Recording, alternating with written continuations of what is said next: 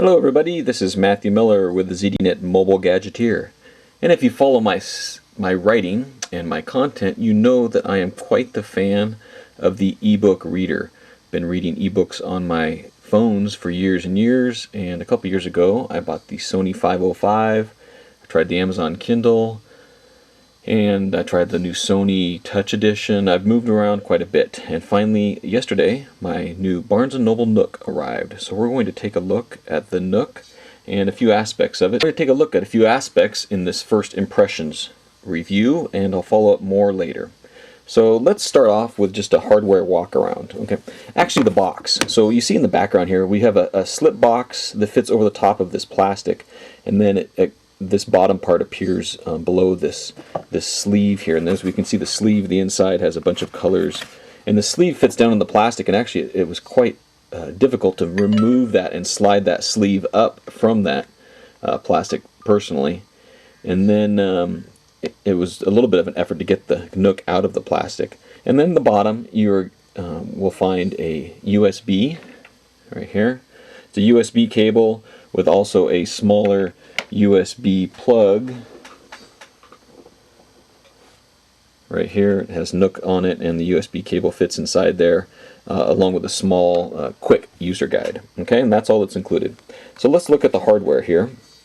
This is a standby screen. I'll actually go ahead and turn it off and go to another standby screen here. Okay, so let's just take a look at the hardware.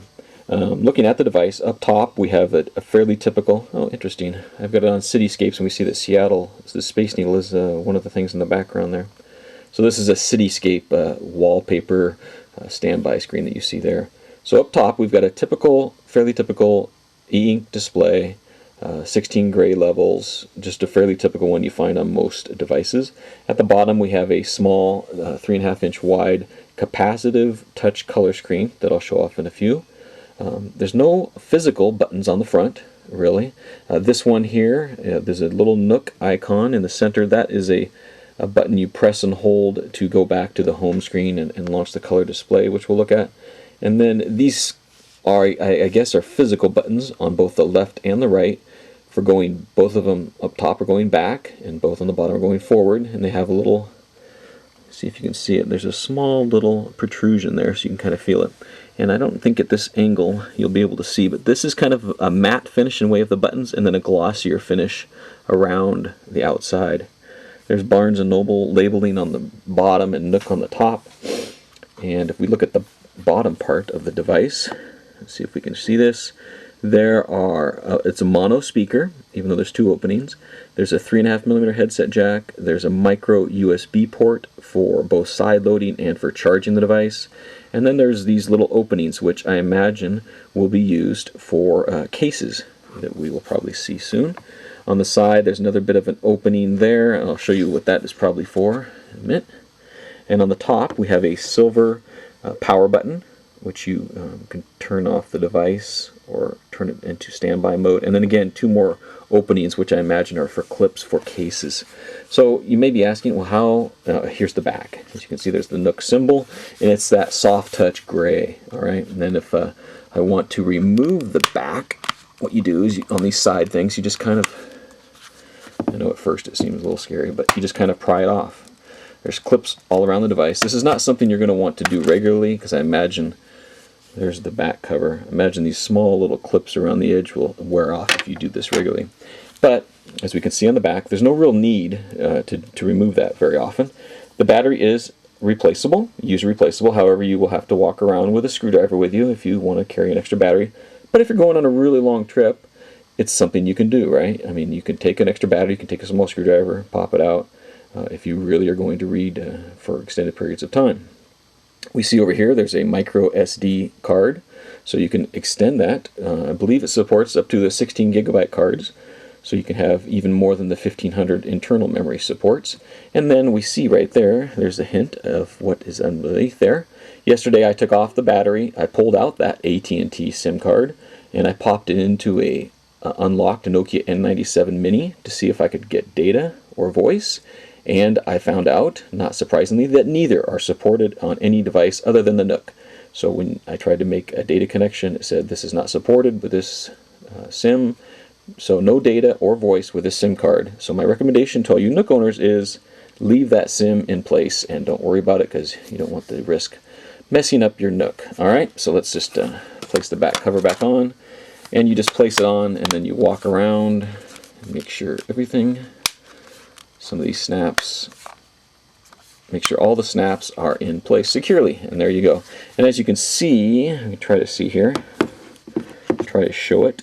It has a bit of a curvature, alright, so it rests kind of on the edges, and there's a bit of a curvature in the middle of the thing. So let me clean off the screen after all these fingerprints, and we'll start taking a look at the two interfaces on the front. One thing I did show the AT&T SIM, so it does support 3G with AT&T. It also supports Wi-Fi, and we'll take a look in a few minutes about how to get to that. So let's wake up the Nook, and there we go. I pressed the power button and I woke up the Nook. So now we see the two interfaces, right? There's the top, which is the e-ink, and then the bottom color.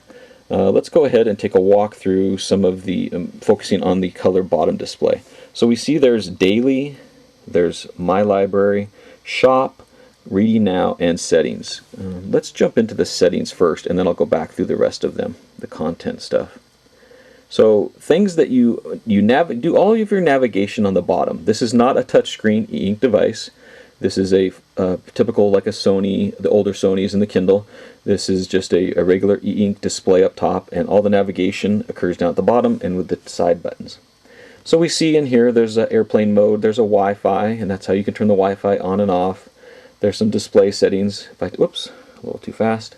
Tap on there, we see you can set the timer, type of screensaver, type of wallpaper, and when you connect to your PC, you'll see that those folders are accessible, so I think you can customize your wallpaper as well. Auto adjust the brightness, touchscreen brightness, so down here you can turn that, as you can see I've got it way down to 20%, so it does get quite bright, and a touchscreen timer, and clock format, and that kind of thing. So those are some of the settings for the display. If we go to the device, you can see you can edit your profile and register your Nook or reset. And as you can see on this interface here, there's a left navigation to go back, and then over on the right you'll see there's little arrows that mean you're going forward, right? Typical to kind of like reading, right? So we see there's support for contacts. I don't know exactly what that is. You can add a new contact. I haven't played with this part.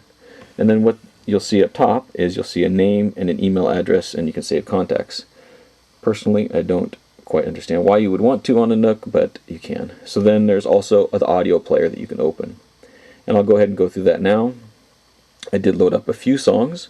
So this is the audio player, and music is side loaded to the device. It supports the MP3 format, and I guess album art may appear there if I had loaded it, but I did not. So you see there's skip a song forward, there's play, there's the volume, there's shuffle, so there's a few features. Tap on here, you can see there's playlists that you can set up, you can view your songs. So let's go back and let's just play it. You see there's the volume. Control the volume via touchscreen.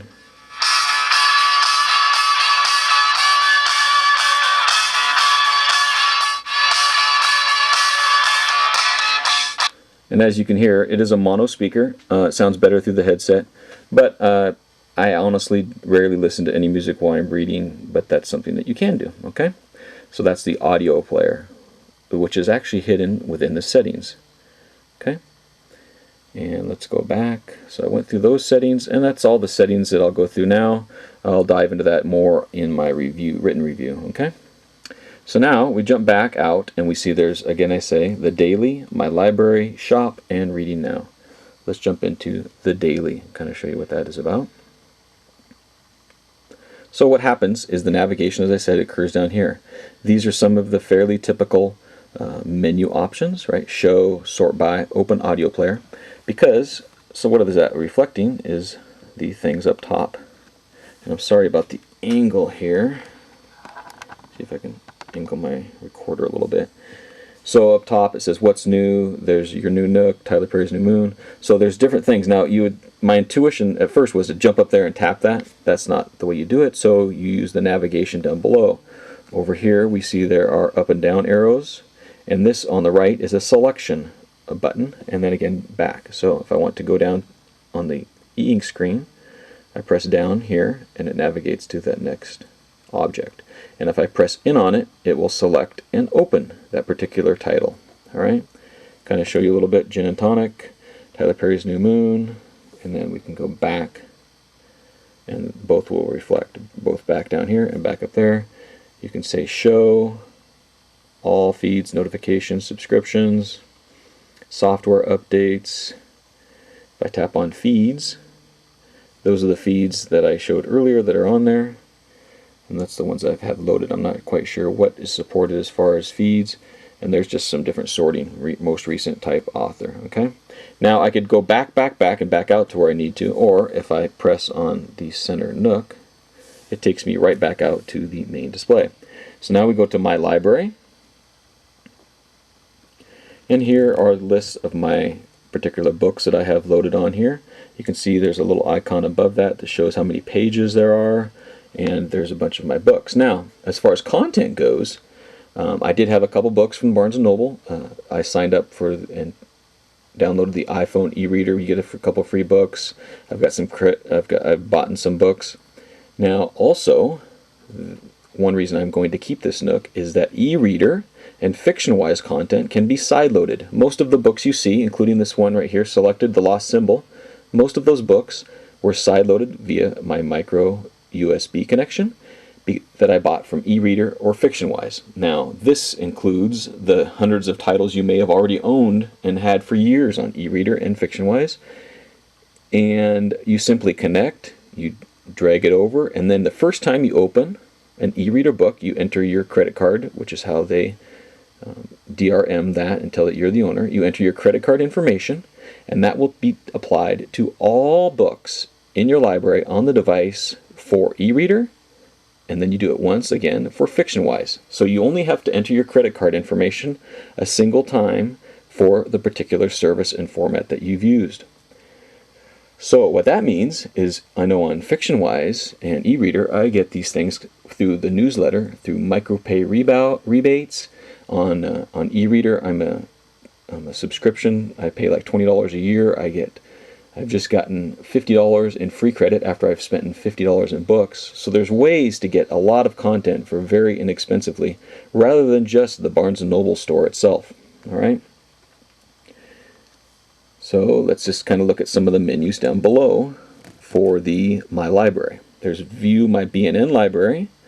So this library up top is all of my books. If I go back out, so all of my books, right? So if I go View B&N Library, I can view my documents, search for books within my area. I can show the covers. That's kind of what's nice about the color display, right? So you can quickly, it'll load up the covers, and you can quickly browse through your books. It's loading the covers now. So you can quickly browse through your titles. You can see there's some Star Wars. And these were all actually, these two Star Wars, Maximum Ride from Patterson, a few of these other books were actually just free yesterday on the Barnes Noble store. Adventures of Sherlock Holmes, David Copperfield, Benjamin Franklin. These are all free on the Barnes Noble store, so keep an eye out on that as well, because I just downloaded these and they just appeared on my device. Okay, so you can browse them through the covers, as you can see. So go back, show covers, show not covers, check for new content if it's not downloaded automatically. We slide up, there's sort, show, hide archived items, open the audio player. So open the audio player is pretty much available from most screens. You do not have to go back into settings like I thought. Okay, so that's a view of my library. Now let's keep on going. Let's go to shop. So as I shop here, it's going to show me at the bottom, okay, it's got search. If I want to search for something, browse, collections, e-wish list, you can create open audio player, okay? And then up top, you'll see there's the Barnes Noble store. So there's ebooks, magazines, newspapers, bestsellers. And then down at the bottom, there's special offers, right? And what you can do with the special offers is it shows how many pages of special offers. So if I tap on right or left here, I'll see a bunch of these different special offers that they happen to go on at this time. Thrillers and Malcolm Gladwell Gladwell, one of them, which they gave me with, I bought these Nook, and bestsellers, New York Times bestsellers. Most are $9.99 or less. So you can browse through that. Now, if we browse down below, okay, we can browse ebooks, magazines, and newspapers. Tap on ebooks, and it's just loading right now. There we go. And you can show the covers again and browse through the covers, or you can browse through categories. So there's different ways to find books, and then up top you'll see there's best-selling ebooks, Twilight, Lost Symbol, Breaking Dawn. The prices are over here on the right as well. Most are $9.99 or less. And go back, you can say show the covers. Again, it will load the covers up, and you can browse through the covers of the books as well there. So there's a bunch of different options, okay? And e-wish list, collections. You can see there's bestsellers, new releases, Barnes Noble recommends, romance, teens, bunch of different ways to get content on your device. All right. Now I haven't tried the experience through the Barnes Noble store in the physical store yet, and we'll check that out soon because my daughter does practice next to a Barnes Noble. So that's the shop. Plenty of ways to find content on the device, both via Wi-Fi and the AT&T. Now, okay, we've got our content, we've got our books, we've side-loaded, we've got this device loaded up to the Guild. What are we going to do now? We're going to read now. So let's go to Reading Now. The particular book that I have last loaded up was The Lost Symbol from Dan Brown. Why I know it's fiction, it is an enjoyable read. At least Dan Brown's books have been before. So let's just, it's loading. It says it's formatting it for the page here. Now, this whole device is powered through the Google Android operating system. All right. So here we go. It goes to the last location that I was at, which is in the prologue. And down here we can see let's look at some of these options before I start to read. So there's find, if I want to find something. There's go to, and I can say furthest point read, cover, or chapter. Different ways to go to places. Bookmarks I'll look at in just a second. Fonts, right? It says Amasis Medium. If I tap on that, I can do text size or text font. And there's 2 text fonts loaded. I'm not quite sure if you can change those or not yet, or add new ones. And medium, we see there's extra small, small, medium, large, and extra large. So there's 1, 2, 3, extra small, 1, 2, 3, 4, 5 different font size options. I'll leave it at medium, and then you can look up the word. Okay, so this is the first kind of navigation thing that's kind of interesting.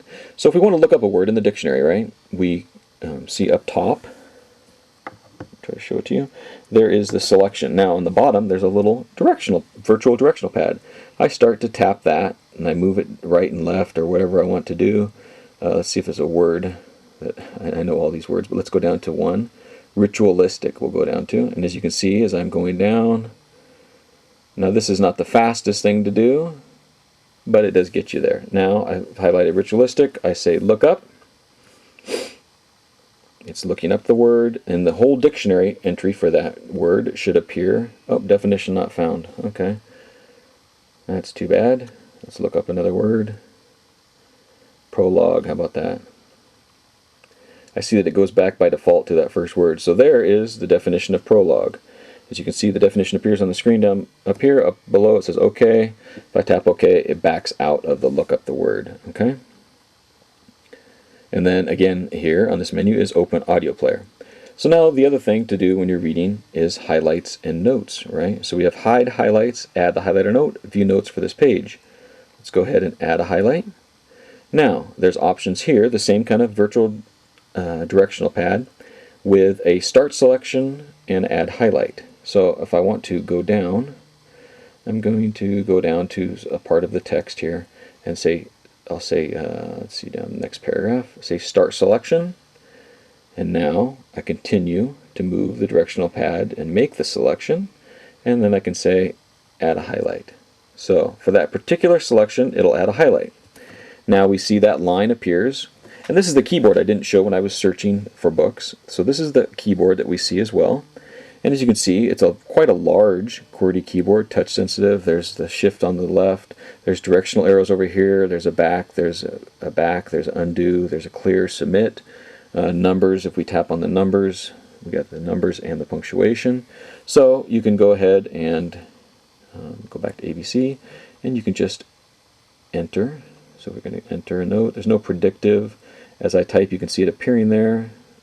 A note here. Okay, so that's how you enter text, and then you would click submit to save that note. And now you can see up by there it is highlighted and there's a little page. So if I tap now on highlights and notes, I can say view notes for this page, and there we go. My note appears. There's the highlighted section. There's the note that I entered below it. I can delete it or edit that note, and I'll go ahead and delete it because that was a dumb highlight just as a test. And there we go, back out to the book. Okay, so that's the way the navigation works and everything else when you're reading a book. Now, when I'm reading a book, I don't care about that. Once I'm in the place, then I just want to scroll through the pages. So in a couple seconds, I can't remember what I set it for, that bottom display will hide and go away, and it will not distract you at all from the reading experience. So then we would just sit up here up top, and however you're comfortable with, left-handed or right-handed, you would go forward or back with the pages, right? So let's just go forward a couple pages. So I tap forward. You can see this is a fairly typical e-ink. It does a refresh. Tap it, takes a second to refresh. Okay, now let's look at a Sony reader. Now the fonts are different sizes, but I'd have to say the Sony reader had always set the bar for the best reading experience because it looked like the screen was fake. I mean, the words had a good background on it, as you can see there. They just looked like they were actually written words. And I'm pleased to say that at first I see that same performance with the e-ink on the Nook so far. If I go side by side, it's really hard for me to tell much of a difference. I don't see, I see the same kind of glare, I guess, if you wanted to put it in light, but nothing like the glare on the Sony Touch Edition that I see. So to me personally, I'm quite pleased with the e-ink. Now let's do let's see if I can do a simultaneous page turn. Now you see the bottom of that display went out now, so you got your full reading experience with no distraction from the color display. So now we're gonna let's do a I'll do a page. So if I can do a page back with both to see what we see for refresh rate. So back with both. Let's do a couple of them. Okay. I'm trying to, just a minute, let me get back to the same here. So we're trying to do, let's go forward now.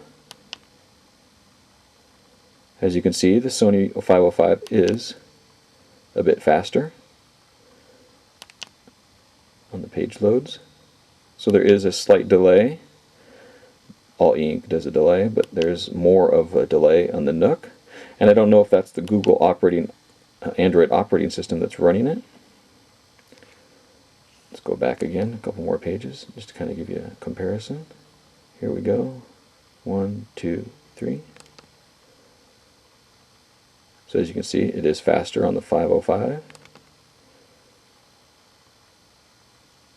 Personally, I expect a refresh rate on a e-ink device, and maybe on the Nook that can be sped up. I'm sure it can be actually. Well, I know that firmware updates can come out. Whether it can speed up the reading refresh rate, we'll have to see.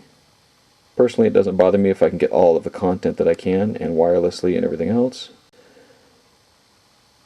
It takes me a second to turn a physical page as well.